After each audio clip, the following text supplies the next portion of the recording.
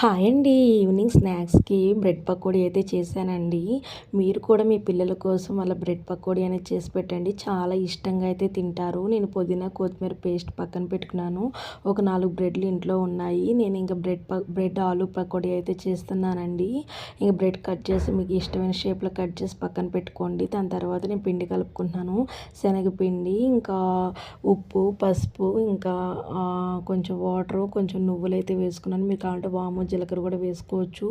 ఇంకా నేను పేస్ట్ తయారు చేశాను కదా, పుదీనా పేస్ట్ అది మొత్తాన్ని బ్రెడ్ పైన రాసి ఆలు కూడా పెట్టేసేసి మొత్తాన్ని అలా క్లోజ్ చేసేసుకొని పిండిలో 1 బై 1 వేసేసుకొని ఆయిల్ హీట్ చేసేసుకొని ఆయిల్లో వేసేసుకోవడమే. మంచిగా వేడి వేడి బ్రెడ్ పకోడీ అయితే మనకి రెడీ అయిపోతుంది. పిల్లలు చాలా ఇష్టంగా తింటారండి. ఒకటి తినే కాడ 2 అయితే తింటారు. అంత అంటే అంత బాగున్నాయి. తర్వాత నేను ఇంకా ఎగ్ పకోడీ కూడా చేసుకున్నాను. ప్లీజ్ అండి, లైక్, షేర్, సబ్స్క్రైబ్ చేయండి.